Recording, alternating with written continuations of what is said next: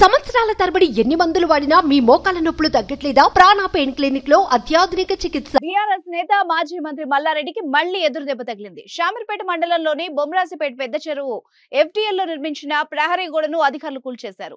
చెరువు ఎఫ్టీఎల్ లో అక్రమ నిర్మాణాలు చేశారంటూ మల్లారెడ్డిపై ఫిర్యాదులు వచ్చాయి. దీంతో జేసీబీల సాయంతో చెరువులో నిర్మించిన ప్రహరీ గోడల్ని ఇరిగేషన్, రెవెన్యూ అధికారులు కూల్చేశారు. అలాగే పెద్ద చెరువును ఆక్రమించి నిర్మించిన మరికొన్ని నిర్మాణాలను కూల్చేశారు. నగర శివార్లలోని కుత్బుల్లాపూర్ మండలం జీడిమెట్ల గ్రామంలోని సుచిత్ర పరిధిలో సర్వే నెంబర్ 82, 83లలో మాజీ మంత్రి మల్లారెడ్డి ఇతరుల మధ్య నెలకొన్న భూ వివాదం తెలిసిందే. అయితే 2.5 ఎకరాల భూమి తనదేనంటూ మల్లారెడ్డి ఆయన అల్లుడు రాజశేఖర్ రెడ్డి వాదిస్తున్నారు.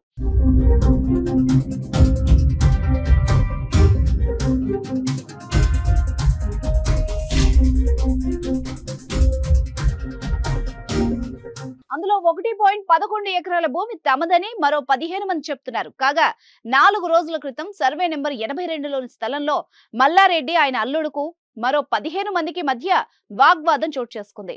ఒక్కొక్కరు 400 గజాల చొప్పున గతంలో భూమిని కొనుగోలు చేశామని, కోర్టు సైతం తమకు అనుకూలంగా తీర్పిచ్చిందని ఆ 15 మంది చెప్తున్నారు. అయితే ఆ స్థలంపై కోర్టు ఆర్డర్ ఉన్నందువల్ల స్థలంలో ఎలాంటి గొడవలు చేయొద్దని ఇరు వర్గాలకు పోలీసులు సర్ది చెప్పారు. అయితే మల్లారెడ్డి అనుచరులు తమను భయపెడుతున్నారని పోలీసులకు ఆ 15 మంది సభ్యులు ఫిర్యాదు చేశారు. ఈ భూముల వివాదం ఇంకా కొనసాగుతోంది. ఈ విషయంపై బుధవారం మల్లారెడ్డి బాధితులు మీడియా సమావేశాన్ని నిర్వహించారు. మరోసారి మల్లారెడ్డిపై బాధితులు సంచలన ఆరోపణలు చేశారు.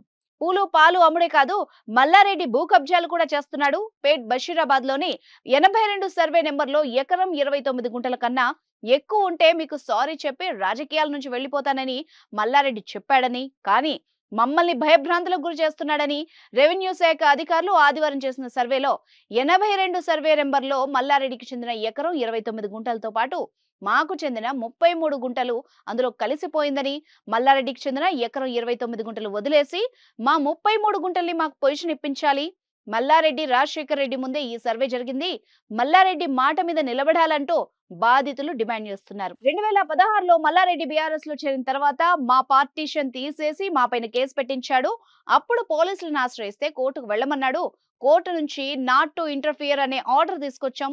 కోర్టు ఆర్డర్ ఉన్నా కూడా అప్పట్లో మాకు న్యాయం జరగలేదు. రీసెంట్ గా మా డాక్యుమెంట్లు కోర్టు ఆర్డర్ తీసుకుని పోలీస్ స్టేషన్ కు వెళ్ళాం. మాకు సరైన డాక్యుమెంట్లు ఉన్నాయి కాబట్టి మా ల్యాండ్ లోకి మమ్మల్ని వెళ్ళమని పోలీసులు చెప్పారు. దీంతో మా భూమిలోకి వెళ్లి మేము బ్లూ షీట్స్ వేసుకున్నాం. దీంతో మల్లారెడ్డి వచ్చి మాపై దాడులు చేసి పోలీసుల ముందే మేము వేసిన బ్లూ షీట్స్ తొలగించారు. పోలీసుల ముందే మమ్మల్ని చంపేస్తామని మల్లారెడ్డి బెదిరించారు అంటూ బాధితులు సంచలన ఆరోపణలు చేశారు.